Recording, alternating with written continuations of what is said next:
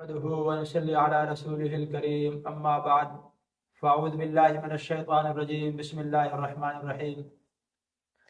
میرے انتہائی واجب الاحترام بھائی دوستو بزرگو، اللہ رب العزت نے دنیا کے اندر انسان کو بھیجا ہے کامیاب ہونے کے لیے۔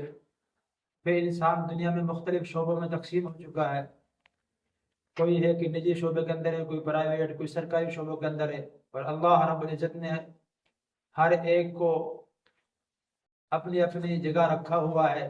کوئی ہم میں سے نچلے طبقے میں ہے، کوئی اس سے اوپر والے طبقے میں ہے۔ ہم میں سے ہر ایک شخص آزمائش میں ہے۔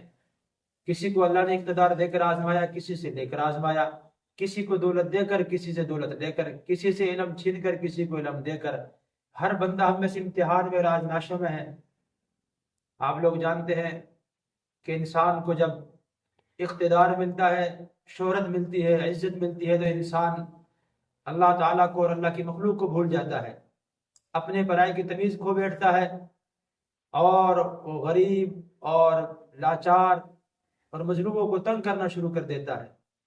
ہمیں ہر وقت ہر حال اپنے انجام سے ڈرنا چاہیے، اللہ کی پناہ مانگنی چاہیے۔ ہر وقت انسان اپنے اختتام سے ڈرے کہ نہ جانے اللہ تعالیٰ کس طریقے سے اس کی موت واقع کر دے۔ اس دنیا کے اندر بڑے بڑے ظالم جابر بادشاہ آئے جن کا انجام ہمارے سامنے ہے۔ آپ لوگ جانتے ہیں حجاج بن یوسف کتنا بڑا ظالم تھا۔ صحابہ کرام بڑے بڑے کبار تابعین کو شہید کروایا، اور جب اپنی موت کا وقت آیا پھر اللہ نے دنیا میں اسے عبرتناک بنا کے رکھ دیا، عبرتناک سزا دی انہیں۔ لکھا ہے کتابوں میں کہ انہیں سردی کا مرض لگ گیا، اتنی سردی لگتی کہ وہ انگیٹھیاں اس کے قریب کی جاتی تو اسے آگ چھونے لگتی، لیکن اس کی سردی کم نہ ہوتی۔ معدے میں ہزاروں کیڑے پیدا ہو گئے، موت اس کی نہیں نکل رہی، بڑا پریشان۔ حسن بصری رحمہ اللہ تعالی جو بہت بڑے اللہ والے تابعی ہیں، آئے اور آ کر کہا کہ کیا حال ہے حجاج؟ حجاج رونے لگا اور اپنی تکلیف کا ذکر کیا، اپنی مصیبتوں کا ذکر کیا۔ تو حسن بصری رحمہ اللہ تعالی نے فرمایا کہ حجاج میں تجھ سے کہتا نہیں تھا کہ تو عوام کو، غریبوں کو اور ان مسلمانوں کو تنگ نہ کر، لیکن تو سنتا نہیں تھا۔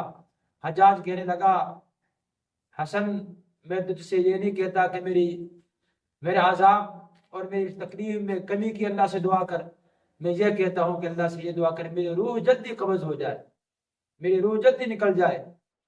میرے دوستو، ہمیں اس سے پتہ چلا کہ انسان جتنا مرضی ظلم کر لے، تشدد کر لے، جتنا مرضی اپنی غرور کرے، ایک نہ ایک دن وہ اپنے انجام کو پہنچ کر رہتا ہے۔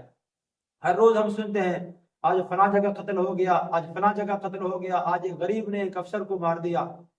حال ہی کے اندر لاہور کے اندر سیف اللہ نیازی SHO، اسے ایک مزدور نے قتل کر دیا۔ جب پوچھا گیا اس نے بتایا کہ وہ بہت زیادہ گالیاں دیا کرتا تھا، ماں بہن کی گالی دیا کرتا، اور پھر اسی کو پر نہیں، اس کے بعد لوگوں نے جو بیان دیے تمام لوگ یہی کہہ رہے ہیں کہ وہ اچھا نہیں تھا، اس کی زبان اچھی نہیں تھی، بہت زیادہ ظلم کرتا اور لوگوں کے ساتھ اچھا رویہ نہیں تھا۔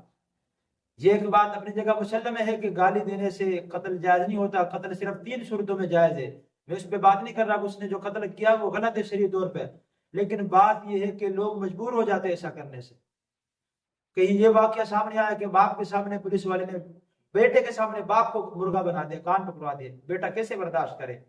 میں اپنے بھائیوں سے کہوں گا، پولیس والوں سے، کہ اپنی زبان کے اندر نرمی لے کر آئے، اخلاقیات سیکھے۔ میں ان کی رشوت پہ، ان کی سود، ان کے جو ہے ان چیزوں پہ، ظلم پہ بات نہیں کر رہا۔ آپ لے لیں، عموماً ہمارے جو پولیس والے بھائی ہوتے ہیں زبان کے بڑے گندے ہوتے ہیں، بہت غلیظ زبان استعمال کرتے ہیں۔ اب اس نے وہ قدم اٹھایا، اب وہ دیکھ لیں آپ کو کہ کس طریقے سے اس نے اس کو قتل کیا۔ تو اس سے ہمیں عبرت حاصل ہونی چاہیے، سبق حاصل ہونا چاہیے کہ ہم ہر وقت اللہ سے ڈریں۔ اللہ کسی کو اقتدار دے، شہرت دے، عزت دے، تو اسے چاہیے وہ اپنی اوقات میں رہے، عزت سے رہے، لوگوں پہ ظلم نہ کرے، لوگوں کو ناجائز تنگ نہ کرے، انصاف کرے، اللہ سے ڈرتا رہے، ہر قدم کے اللہ سے ڈرتا رہے۔ ہمیں ہر وقت اپنے انجام سے اللہ سے ڈرنا چاہیے۔ اللہ تعالیٰ سے دعا ہے اللہ تعالیٰ ہمیں انصاف اور عدل کرنے کی توفیق نصیب فرمائے۔ وآخر دعوانا الحمدللہ رب العالمین۔